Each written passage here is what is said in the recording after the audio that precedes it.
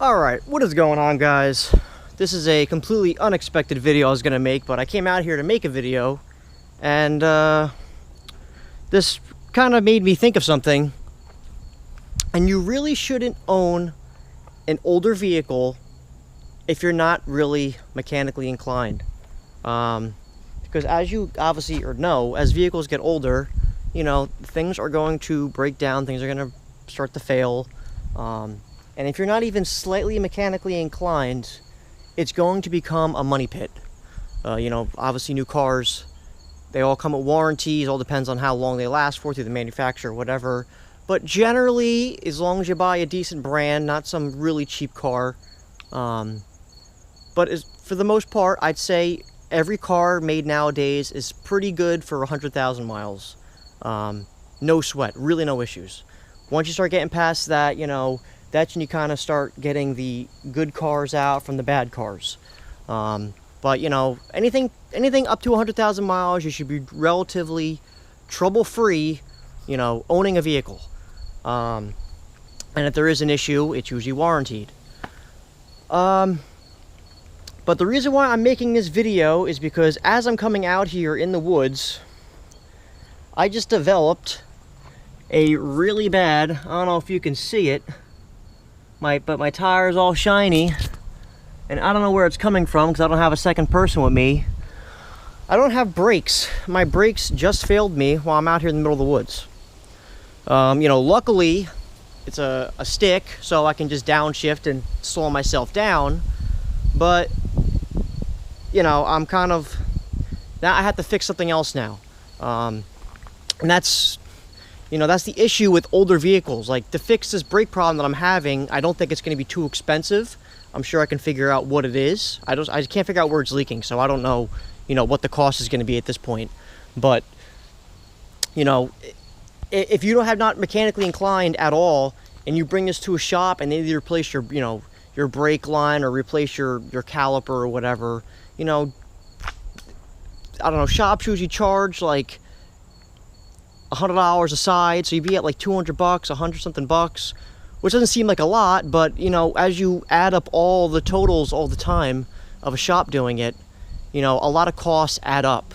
Now, I have done a lot of work on this myself, not everything, but you know, I've saved a lot of money over the years just working on my car, you know, myself. Some jobs that took 3-4 hours, if a shop charged me that, I would have been out like, you know, 400 bucks, 500 bucks to have a shop do it. But instead, I did it myself and saved that money. And as reliable as these old Jeeps are, just, you know, as reliable as some older cars can be, you know, things are going to break. And if you don't know how to fix it yourself, they can get expensive. And that's why people say old cars are money pits. Not all old cars are money pits. It's just a matter of, you know, can you work on your car yourself? Or are you going to pay someone to do it? Because if you're going to pay a shop to do it all the time, then yeah, owning an old car is going to be expensive. But if you kind of just do things on your own, don't have a shop do it, then they're not necessarily money pits. You know, my Crown Vic is a little bit older, 2004. I haven't really put a whole lot of money into that. I did put a decent chunk of change into it, but one, I paid a shop to do, when I got into the accident, I had a shop obviously fix that. And that's honestly what has cost me the most money on my Crown Vic is when I got into the accident. I believe that put me somewhere around like $3,500, $4,000 between a paint job, getting the rear axle done. I think I was somewhere around that price. I don't remember. I ended up buying new tires and rims. Long story short, it cost me like $3,500, $4,000 to fix my Crown Vic, and that was all at a shop because obviously, you know, I can't, you know, mount tires. I don't have equipment or anything like that. You know, my truck I haven't really put a whole lot of money into. I've pretty much any little repairs that it's had, it just needed calipers. My truck, I just did calipers on that. You know, I only had to pay for the cost of the calipers. It was like 220 bucks for the calipers. If I had a shop do that, I guarantee you I would have been out 400 something bucks. I did the hubs on my truck.